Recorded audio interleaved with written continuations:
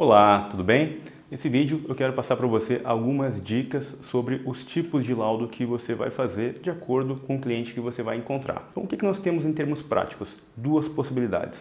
Um laudo que passa a valer daqui para frente, ou seja, a partir da data no qual você elabora esse serviço, tá? Que nós chamamos de laudo progressivo. E nós temos uma outra possibilidade também que a Secretaria da Fazenda permite, são os laudos retroativos. Ou seja, vamos supor um cliente que ele não recupera o ICMS, de repente você chega naquela indústria e mostra para ele que ele tem um potencial para recuperar esse imposto. E ele acaba pedindo para você um laudo que nós chamamos de laudo retroativo, ou seja, ele pode recuperar esse imposto em relação aos últimos 5 anos. A Secretaria da Fazenda permite isso. No entanto, é um trabalho diferente. Uma coisa é você analisar quanto que ele pode recuperar de ICMS daqui para frente, o que nós chamamos de laudo progressivo, e nós temos uma outra situação onde ele passa a recuperar um valor de maneira retroativa, um passivo, digamos assim. Então, você tem essas duas possibilidades. Agora, pensa comigo, em relação ao laudo progressivo, ou seja, aquilo que passa a valer daqui para frente, nós temos alguns cenários. Um cenário é quando você tem uma planta com uma característica estável, por exemplo, de consumo, varia muito pouco, ela já estabilizou e a variação desse consumo ao longo de cada mês é pequena, tá? Esse é um cenário. Para esse tipo de laudo, nós chamamos de laudo estático.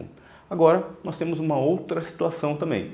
Pensa comigo uma empresa que trabalha em períodos sazonais, tem períodos de safra, ou então a produção oscila muito ao longo do ano.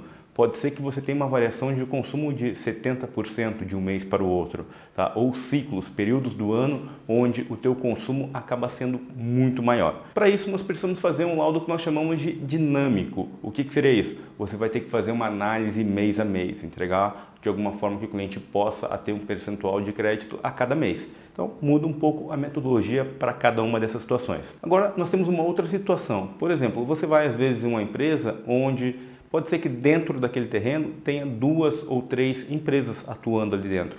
No entanto, a entrada de energia é única.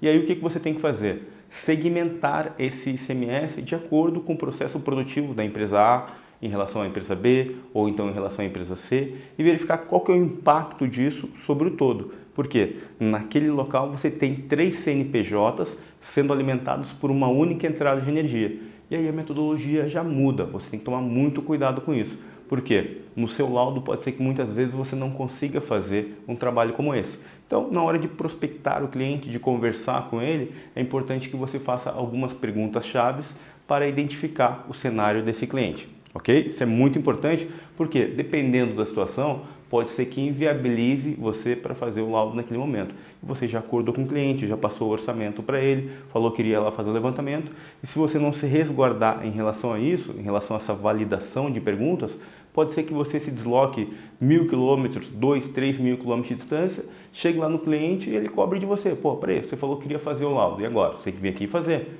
Só que, no entanto, você não validou algumas coisas que são importantes com esse cliente.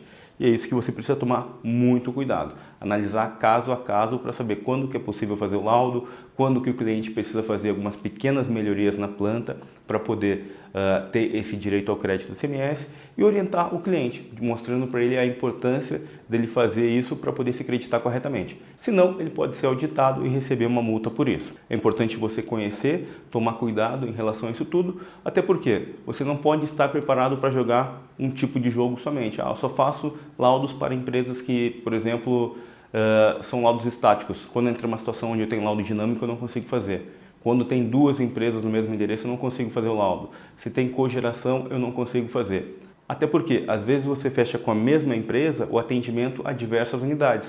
E uma dessas unidades, por exemplo, pode ser que tenha uma cogeração. E você atendendo as outras 6 empresas, por exemplo, se tiver uma com cogeração, você vai ter que atender essa aqui também. Então é importante que você conheça cada uma dessas metodologias e, compreendendo bem a base do laudo, você vai conseguir lidar com todas essas situações tranquilamente. Isso tudo que nós falamos agora é muito importante para que você evite qualquer problema junto ao seu cliente e, é claro, não passe vergonha na frente dele, chegando lá na hora, identificando uma situação que coloque você em uma posição desconfortável. Então, é importante se preparar bem em relação a esse tipo de serviço, até porque você vai receber uma série de perguntas, seja do gerente de manutenção, o pessoal da controladoria, o dono da empresa, muitas vezes. Você precisa, é claro, entender todas essas possibilidades para justificar, ter mais argumentos junto ao seu cliente em relação a cada situação que você vai encontrar. Espero que você tenha gostado desse vídeo. Voltamos a conversar no próximo. Até mais. Um forte abraço.